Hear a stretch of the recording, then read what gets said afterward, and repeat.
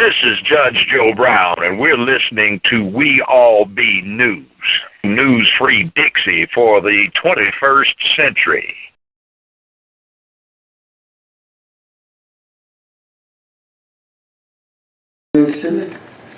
He was there at an activity.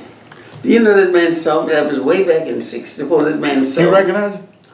Yes, I saw. He said, "We old," and I saw this old white man just kept trying to get close enough to say something, and I didn't want to say anything to him. I didn't recognize him. I hope you know. And I just wondered. I just kept wondering, why is this old man trying to say something? Finally, when they got the break and started having food, he said to me, he says, "Your name is Noah, isn't it?" I said, "Yes." He said, "I'm Charles Crawford." And you said, "Oh." But that, but the thing that had occurred when I wrote that as a term paper. That was how I started writing on this history of our church, because that had occurred, and I found out that our church was one of the churches that survived it. They just put the mark up 2 weeks ago. I found out that our church had survived, and I wrote our church history. Yeah, you wrote that based on that. I'm going to get another copy. I'm going to get a copy of that for my personal. I brought it for you. That young lady, I don't know. I told her, I said, put it on the website now. It had not gone up on the website. But you said that Dr. Crawford was the one that almost kicked you out of your class for writing in your dissertation? Yeah, and all the things at about the University of Memphis? Yeah. That was 64? Yeah. Okay, cool. All right, cool. Thank you. We All Be is honored to have on the one and only Mr. Noah Bond, Memphis church historian extraordinaire, master organist, and master liver of life. How you doing today, sir? I feel good, and thank you very much. I'm very pleased to be here. And I'm very happy to even be asked to discuss something about the African American church. Mainly because we possibly, in some instances, have not really thought about how important the church has been to us as a people. Because when our foreparents were first released from slavery, in many instances, in most instances, the family had been completely destroyed through the sale of various members of the family, and some children were even as young as 4 or 5 years old, and they were just turned loose with nothing. The only thing that perhaps saved quite a lot of people was the church. They did let us have a church, and the church was our family. It was a nurturing, it was definitely a nurturing instrument that saved the lives of our people. It was predicted when we were first released from slavery that by 1921, after the Emancipation Proclamation was written, by 1921, it was predicted that the last Negro would be dead. And as my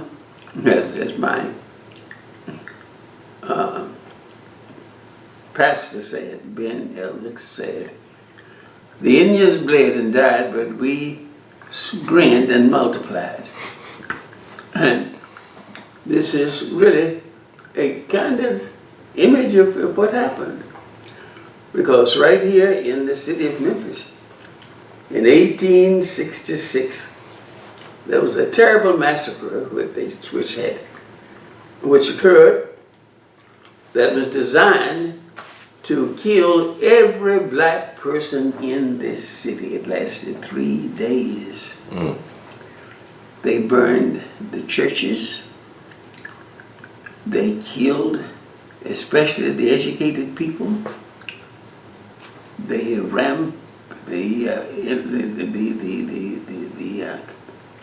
persons involved, engaged in just a wholesale slaughter, to the point where there were the people who could afford to left the city and moved to other places.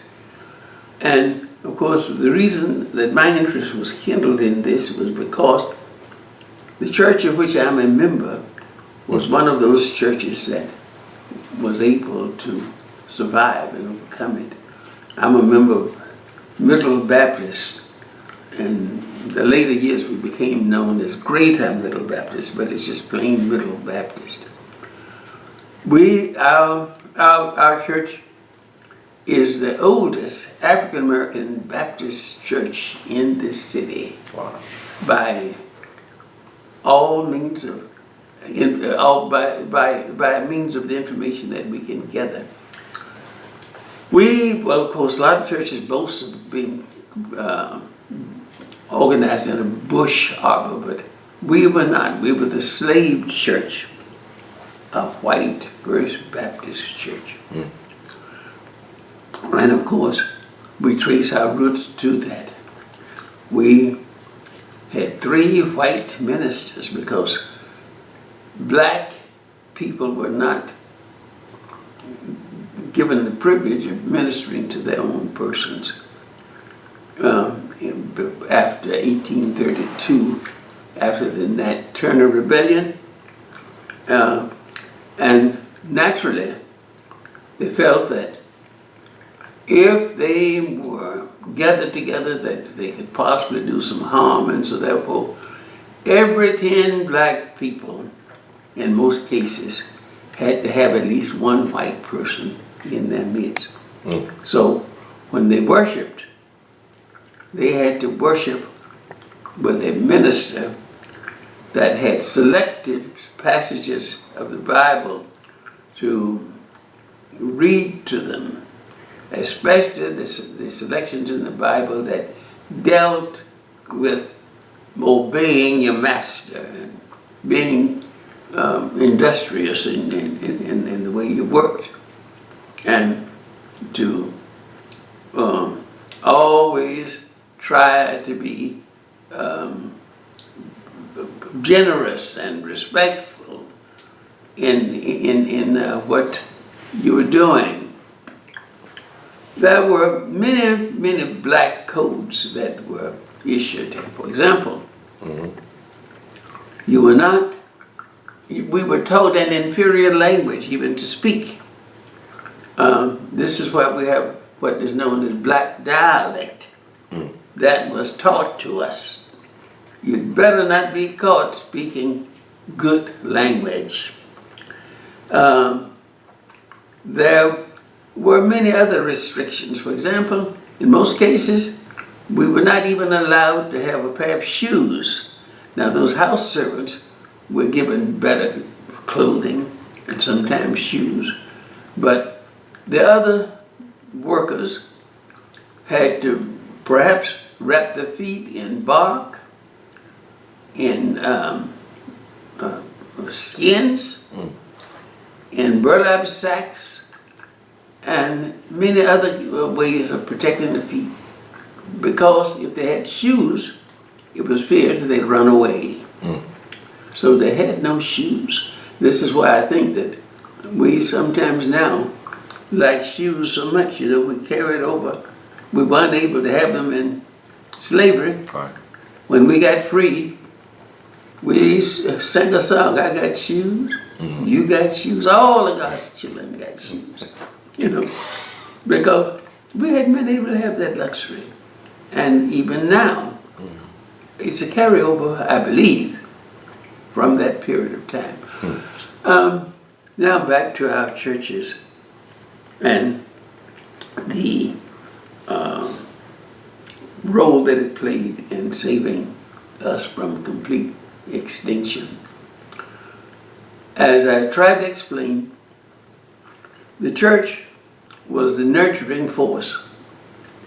And of course, right after slavery was abolished, the Freedmen's Bureau was established to give aid to the freed slaves. And of course, there were a lot of white people who were against the Bureau being giving aid, because they had been taught that we were inferior and that we did not deserve it. And the anger spilled over into the general population of white people. And blacks were attacked from all sides. And here in Memphis was one of the bloodiest of the attacks. However, there were others in other places. But this one raged on for 3 days, when everything that every person that they saw that they could kill, they killed. Now there were some who fought back, and this was how the population was not completely extinguished.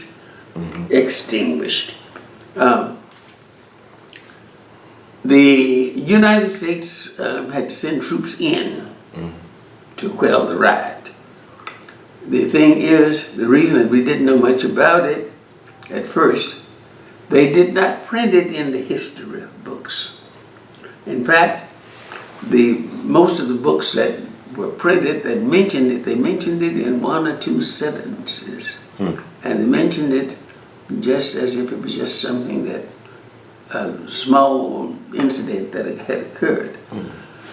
But the ironic thing is that they sought out Robert Church, who became the first black millionaire perhaps in the country. And they shot him in the head, but he survived miraculously. That's how I believe. I'm a great believer. And of course, the interesting that happened, they had a yellow fever epidemic 10 years later, and he was the person who saved the city. But he had been shot in the head during the riot in 1866 and left for dead. Okay, and but the thing that I wanted to point out is that after the riot, the church that I'm a member of was left with only 6 members at that particular that were members, and they together rebuilt the church, and it has survived up until this time. However, it still had its difficulties, because the fact is that there are a lot of superstitions that are still among us about places, and we still believe in good and bad luck. And I guess it's kind of like having a belief in evil spirits and so forth. And people don't like to be associated with places or people that they think is going to bring them bad luck. And as a result of that, I believe our church never became a large church. Its population now is larger than it has ever been. But from those 6 people, the struggle continued, because in all the years that we've been in existence, we never had much stability as far as church populations are concerned. And I attribute it to the superstitions and other things. And of course, back in the 19th century, superstition was very, very prevalent among us. We had not been freed very long, and as a result, it was difficult for us to understand, and we didn't know how to focus and handle our freedom and make plans. Then segregation occurred in the 1890s, which, well, the first thing that happened was that the federal troops that had been left or that had been stationed here in the South to maintain peace and to protect blacks were withdrawn. They were only here for less than 20 years, Yes, sir. which was not enough time to give them the experience of owning property and getting educated and learning how to plan. We didn't know how to read and write, and of course the few blacks who were able to do that had an overwhelming job of trying to teach. And this continued even up until the 20th century. You know, there was no money that was given to us for just higher education up until the 20th century. This is one of the reasons that our schools, the earliest schools among many blacks, among most blacks, were in the houses of worship. And your schools were named Bethlehem and Mary and Noah's Chapel and many other different names for churches, because that's the only place we could have schools, and there were no salaries for the people who taught. And we had to pay whatever amount of money we could pay, and that wasn't very much because we didn't have very much. And sometimes they paid them in hams and chickens and whatever they could pay in order to go to school. Usually, the children and the people who attended classes were sometimes as old as 50 or 60 years old. The only thing they wanted to learn was how to read their Bibles. They had children ages from school age 5 or 6 up until adulthood. And this went on even into the 20th century. It's surprising that, most people are unaware, really, that it was less than, it's been approximately just about 125 years that they have even funded education for black people. Right here in the city, high school education were premium. Right here in Memphis. It was not until 1936 that Memphis City had a high school for black people. They let you go to the 10th grade.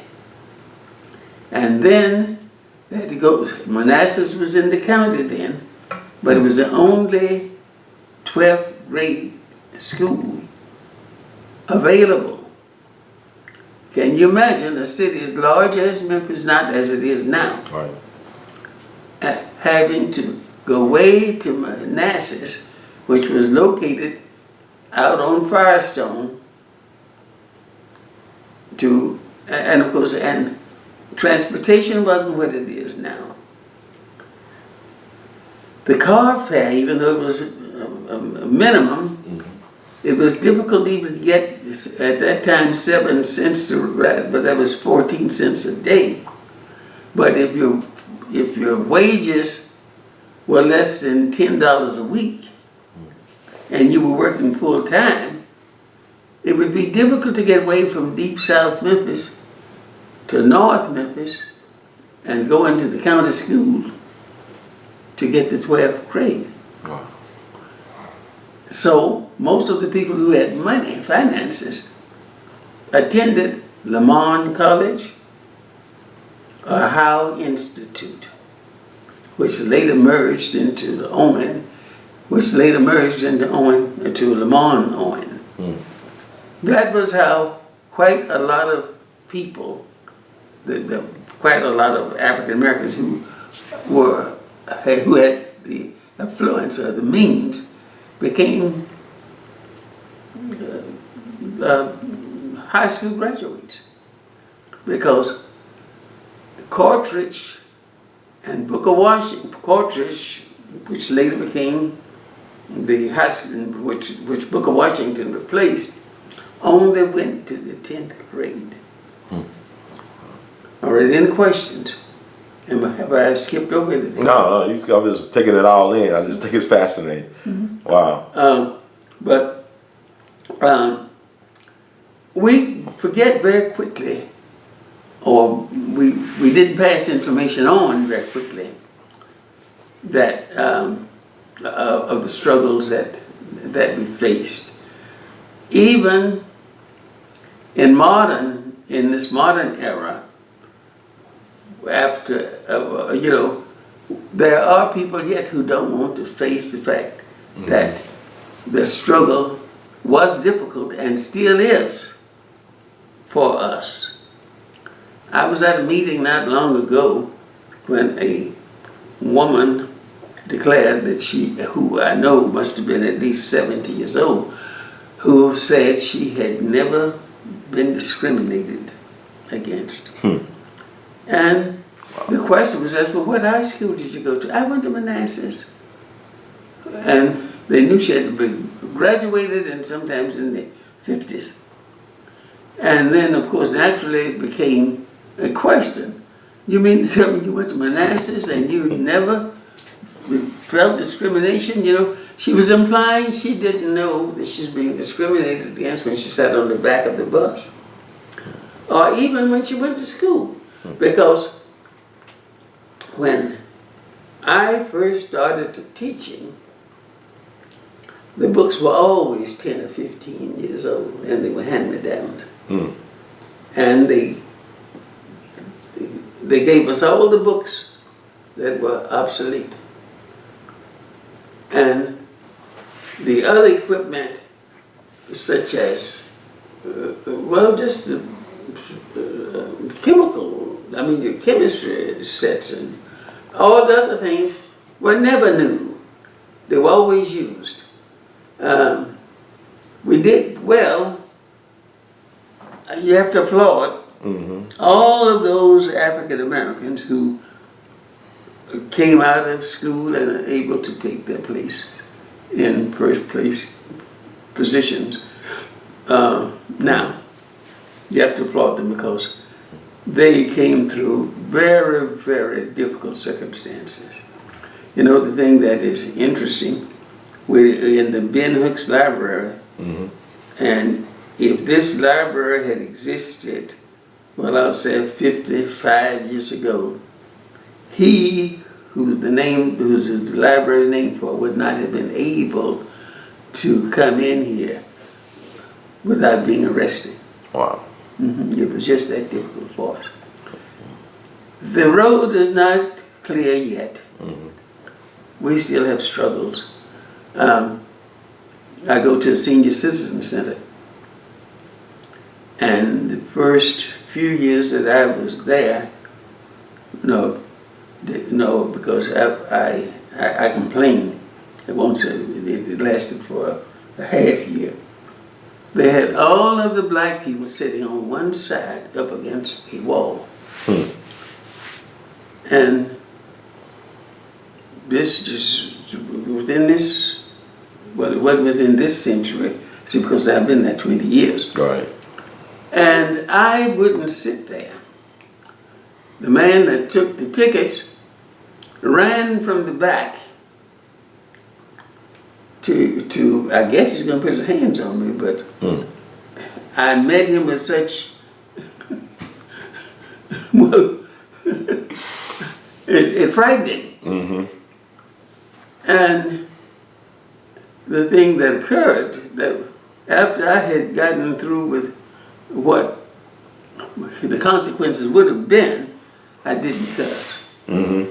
But I did explain to him about it being on the verge of the end of the 20th century, and the people who had been somewhat responsible for the center being open, who had paid taxes, were not even able to be there, and all of that. He resisted, but I did say something, and I told him about how the Lord was going to take care of it. 2 weeks later, this is true as I'm telling you, he was right back in that same spot, angry. He fell dead. This is Wow. God don't like ugly. That's exactly what I said. And of course, the other person who had been supportive of him died in a similar fashion in the next 2 or 3 weeks. Now I didn't, I know God doesn't. All right, but at this point, look, it has taken them from I've been over there now 24 years, and they have just now gotten to a point where they've elected a black man as president of that center. And you know who it is? Who is he? Me. Oh, wow. Oh, wow. Yes, I will take office in July. Congratulations. Wow. It's funny how things work. But I was not looking for that. I wasn't working for that. But the main thing I wanted to let the African Americans over there know that they could become a leader in that setting, Wow. But is there anything else that I have not covered? Are you satisfied with? I mean, I'm just taking it all in. It's something that you like. Harry Truman once said, "The only thing new in the world is the history that you don't know." That's the only thing new. I'm just learning all this information about the school situation. I didn't know about the high school situation being as it was.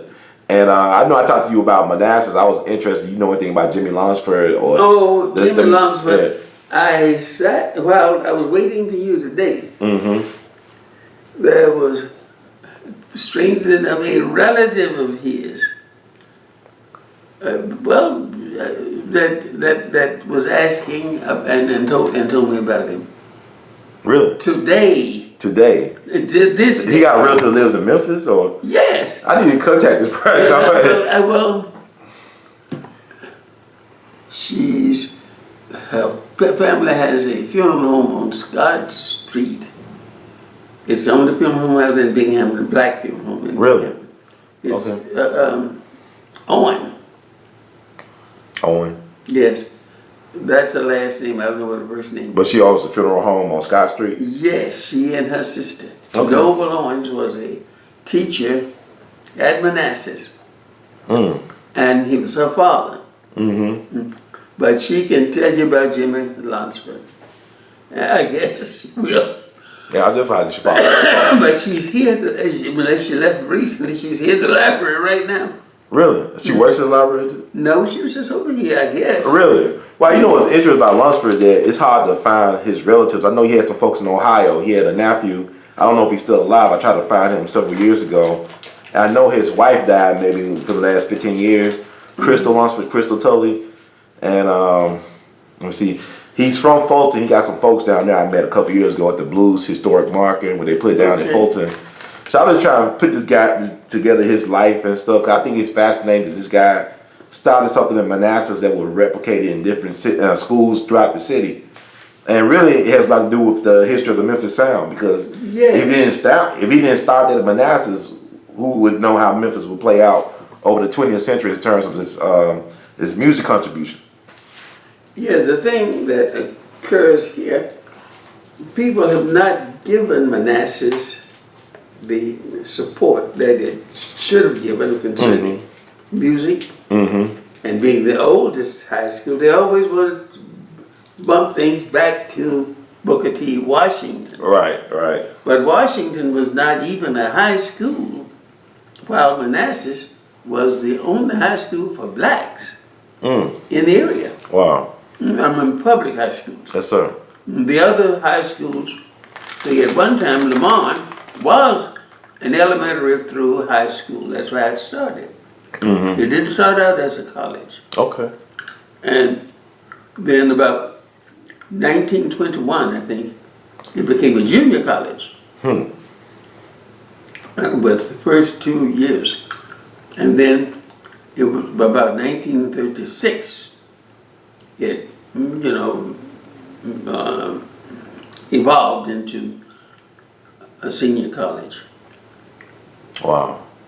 So it didn't go all the way to 12th grade when it first started up, right? It stopped at 10th, or did it go to 12th grade when Lamont first started as a high school? Lamont always went from 1 through 12. Okay. But you had to have money. Oh, so it's a private school. I got you. It wasn't a public school. So Manassas was the first public school, but it wasn't in the city at the time. No. See, the state was mandated to have a public school. Okay. And just as during integration in the modern era, when they found out that they had to integrate, they built a Carver to keep the folks out of South Side. Am I making sense? Yes, sir. They built Mitchell to keep the people keep them out of Westwood. Interesting. Wow. But you see, if they had gone to integration in the first place, they wouldn't have had to go to that expense. Am I making sense? It makes a lot of sense. Unfortunately, some of the schools you named, they closed now or on the way of closing, which is ironic. And we still haven't really, and we probably right now what the schools have been consolidated, right? The Shelby County and the city schools. It's like the city schools getting a bad deal out of the whole thing and not getting the real. They're busing from one black school to the other. Right. This is interesting. But one thing that has occurred is that some of the people that would have been able to get out of their neighborhoods if they hadn't been able to be bused. Wow. Because people that were born in the put home probably with those that were so disadvantaged, they wouldn't have even ever been able to get out of the put homes, other than, if they were able to catch a street bus out of there. Well, you think that the busing was the wrong approach in terms of busing? They should have just gave more resources to the schools within the community. It was in a sense, the teachers did a better job of teaching black children what was needed for their survival than they could do when they were bused. Yes, sir. I can speak from experience. See, I taught in both situations. And when we were integrated, I know from my experience, it was an awful, awful thing, and really, for me. Right. In fact, twice I got fired because I refused to allow them to, just be,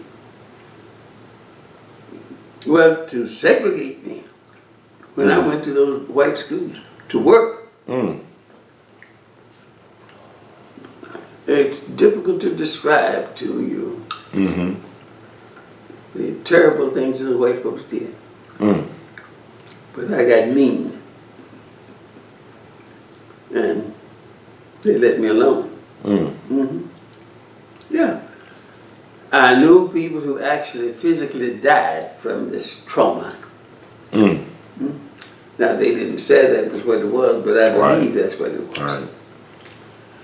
We don't know how to be mean. We can cuss folks out and call them names, maybe even cut them or something like that, but being low down and mean, doing things that that will wreck your health and everything else, we don't think about that. You got any examples of what these are white teachers, your fellow? These are white teachers. Not the students, but the white teachers. Oh, I got along with the students. The students were all right, man. And most of, children aren't that devious. But those white people would do things mentally to disturb you, make you feel inferior. Yeah. The first thing that would happen when see, I was on that cutting edge of integration. The first year, you walk in a room, walk in the lounge, you got your planning period, and the first thing they do, they'd leave, which was all right. I mean, but for a person who is insecure, they'd want to know, well, why aren't you why don't you want to be associated? Why don't you want me associated with you? But you see, I didn't care. Right. And so when the matter, so in fact I told him once, I said, I sure am glad because I wanted the place all by myself, And then when I would, when a child, because would be in a room and they found out that a teacher was really deliberately not treating it right, not treating him or her right. I don't know how the children knew, but they'd come to me and tell me. And I'd wait till the faculty meeting and I'd bring it up. For example, there was a drama teacher who put on skits and that kind of thing, and some children like to be in them, but they would omit sometimes black children. And I'd wait till the faculty meeting and I'd ask her about her, and she'd go and I said, well, how many black participants do you have? Unfortunately, none. I said, well, I think there'd better be some, because they're taxpayers and so forth. I just go with the whole liberation thing. And I knew the commissioners downtown personally, and I would threaten them with that. Yes. But they had always said what they did in one instance. They sent an Uncle Tom to, perhaps, he thought he was going to frighten me. But I had an answer for that too. When he came, well, see, he confronted me in a faculty meeting. And I let him have his say about my not being cooperative and a whole lot of things. And then I told him, I said, you know what you're saying is slanderous. And I got 90 days to determine whether or not I had been injured. And if I find that you've said anything to anybody, and he started to rebuttal, and I said, did you say something? Because I'll have a peace bond sworn out this morning. Well, naturally, the principal was frightened because he's white, And those white teachers were so afraid. So this is a white woman that I had been talking to told me to tell me not to do it, And I told her, I said, of course, naturally you would be concerned because you're a white woman.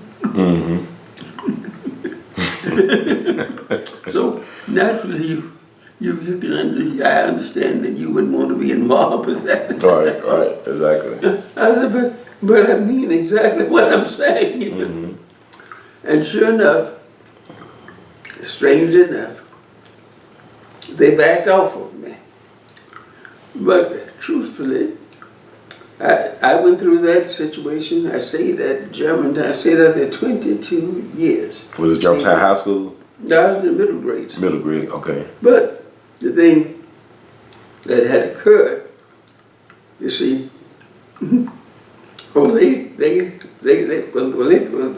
tried very hard to get rid of me. But it didn't work.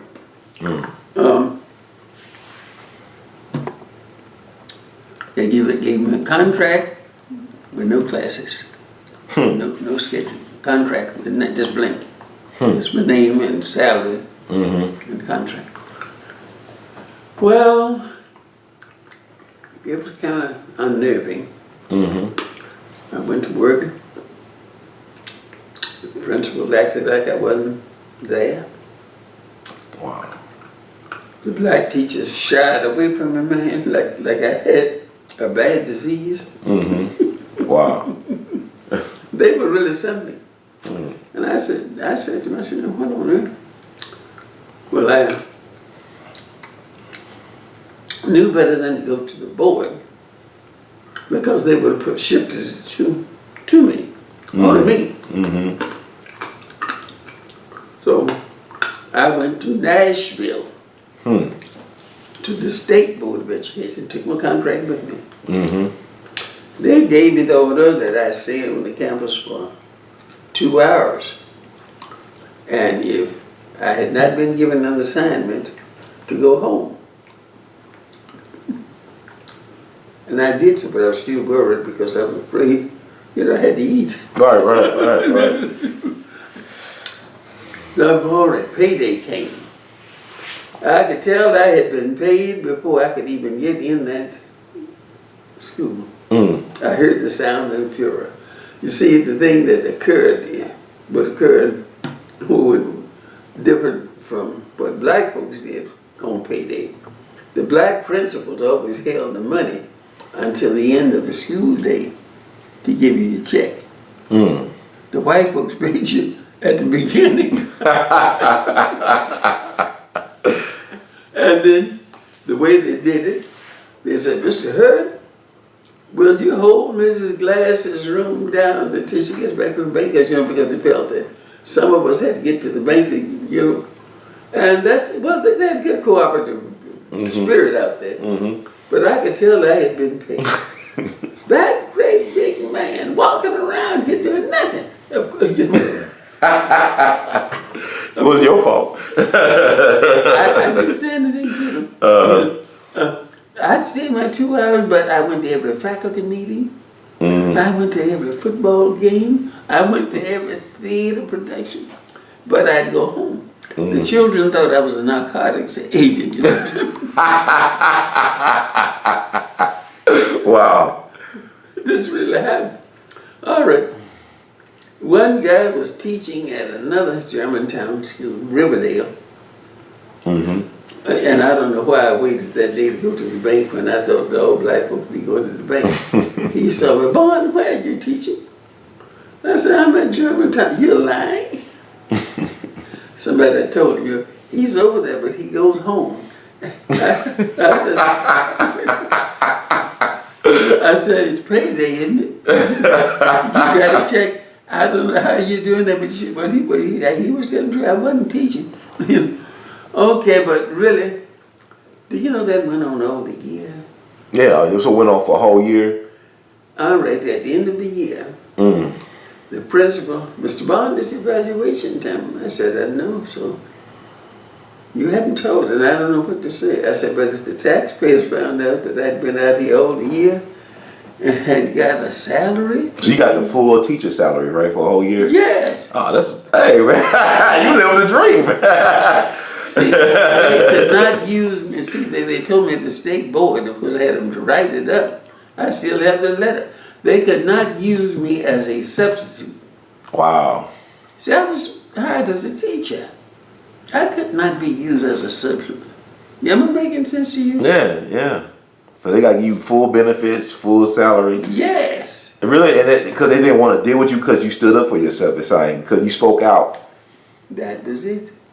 But the black students knew to go to you when they had problems. Yeah. Because even over that year when you was there for 2 hours, they came to you about their problems. Yeah, I could stay all day if I wanted to.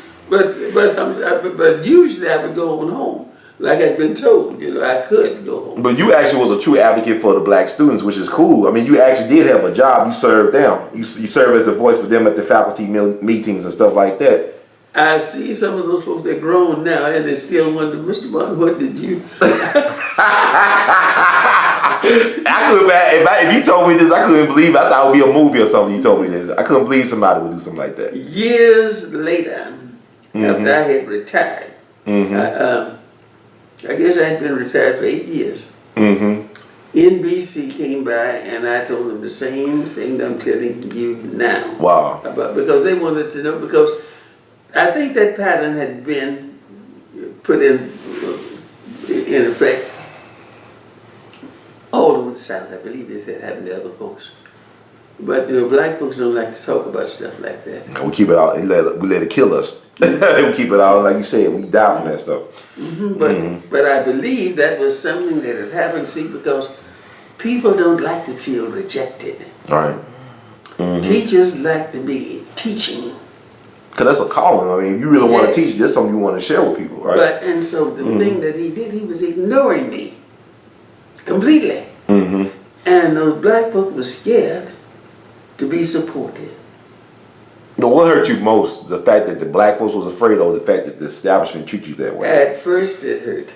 But hurt, you have to pray. And I do pray. Am I making sense to you? You make a lot of sense to me. It's just like, I don't think you know what, I was thinking about what you just saying, like how you've been prepared for this stuff. Like, you don't really prepare for this.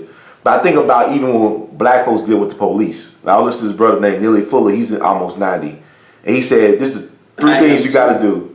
Yeah, I mean, he said, these 3 things you got to do. As a black man, you're almost 90. That's a blessing in America. He said, when you deal with the police, he said, don't fuss, don't fight, don't flee. And we don't teach our kids these things. Like, we're going to teach our kids our history. This is why we end up in the places that, I'm not saying that it's okay for them to do what they're doing to us, but we don't understand what we involved in, the system. All right. Now I'm going to have to see these guys. Okay. But it's been a pleasure, and I'll talk to you again if you wish to sometimes. Yes, sir. And also I want to ask you about the Memphis Massacre. So you said, did the Irish police lead that massacre, the Memphis police? Most of them were Irish.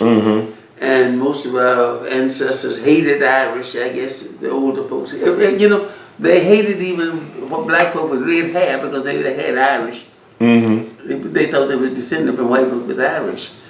So, but as a little child, you just don't know. She looked like the island. That's what they call them. Irish potatoes, But they were Irish because they were the last folks that assimilated with the regular white people here in America, and they were on the bottom of the rung socially. So like the white niggas, so to speak. Okay. So we didn't get along. Okay, cool. And also, Johnny Ace. You got any Johnny Ace stories? You knew Johnny Ace?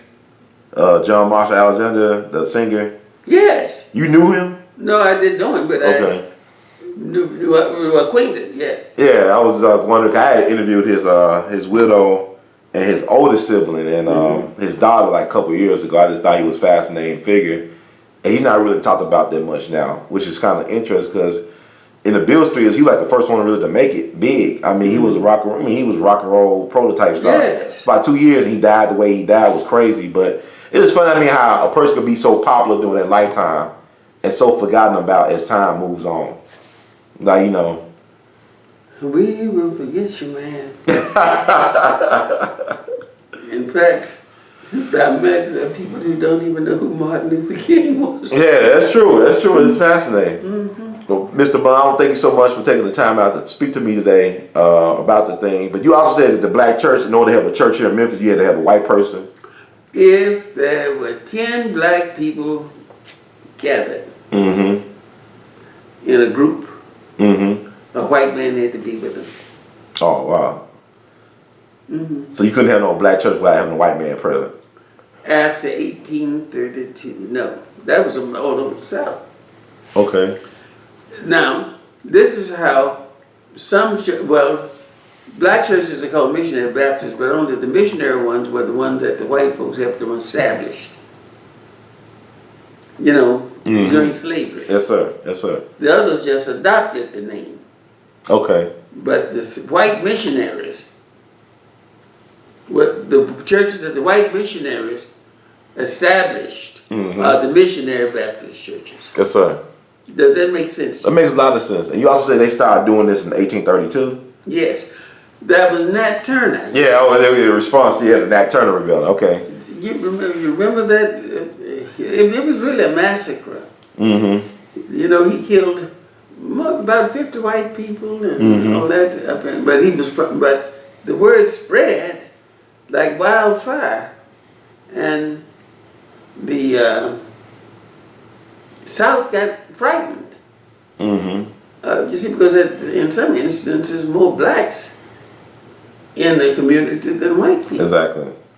And so they were afraid. He was a minister himself, a preacher. He was a preacher. Therefore, laws were passed, and they'd kill you for reading. Wow. Oh, this is good. I remember also like the David Walker's Appeal came out a little bit before Nat Turner's Rebellion as well. He's from Wilmington, but they thought he was a white man that wrote that. And I read it was very powerful. It's still very powerful. Yes, it is. But I bet you haven't been checked out this library since 1974. And that's unfortunate. We don't read about that type of stuff. We talk about Willie Lynch, but we don't talk about David Walker's Appeal, which was a real document. Wow. No. And that is a tragedy. Yes, sir. Well, thank you so much. Mr. Bunn, you have to add anything else? Or? No, I got to see these guys. Yes, sir. Well, thank you so much. In the words of Great Duke Ellington, we love you madly. Keep on producing and pushing. Well, I'm old now, and I'm glad to talk to you. We'll talk again, definitely. All right, I hope so. Yes, sir. All right, Ron. And congratulations on your appointment. Well deserved, well earned. Thank you. Yes, sir. And before Germantown, was that in the 70s? I was throughout the whole 70s. I retired in '84. I went out in '67. So you would start integrating the schools in '67? Yes. They didn't do it until they had to. Right, of course. They're going to do the right thing. And the first ones of us who went, they called us up at midnight without any interviewing, training, nothing, and told you to report to your school the next morning. And you walked into a total hostile situation. Like a war zone, basically. So when you were teaching that before you went over to Germantown? I was at Mitchell High School. Yes, sir. How long were you taught there?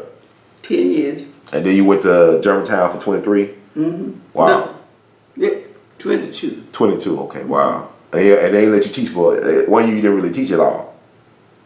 What, the year that I told you about the game? Yeah, that's the only year that happened, right? That was the only year that happened. But then there was something else that was almost as drastic happened.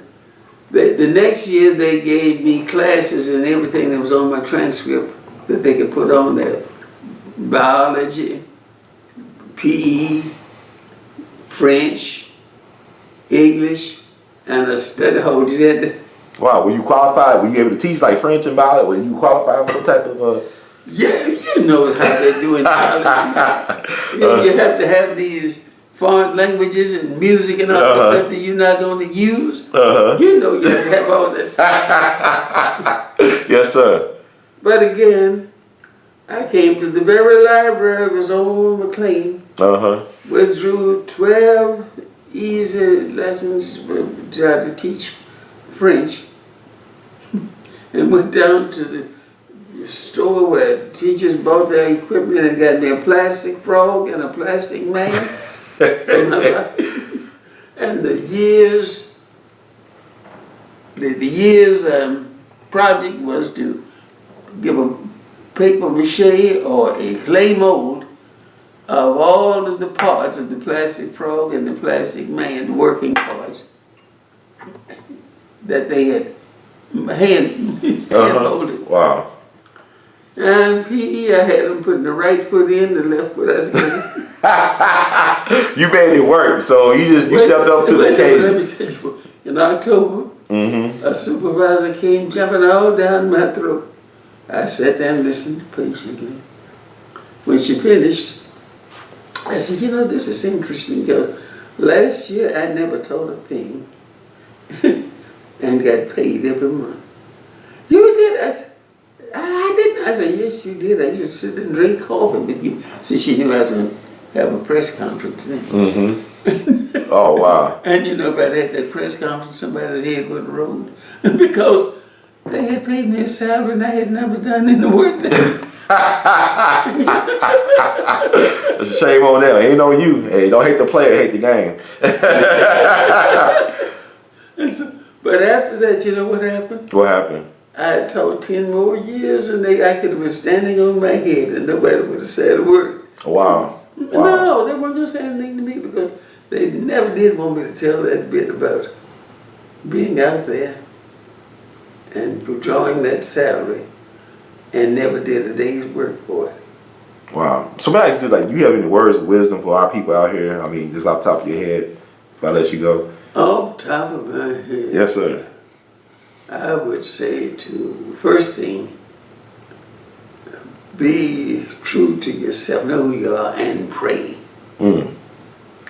The other thing is learn as much as you can about African American history and be thankful and supportive of your houses of worship, whatever denomination there is. Mm-hmm. Because had it not been for those places of worship, we wouldn't have stood a chance to be who we are.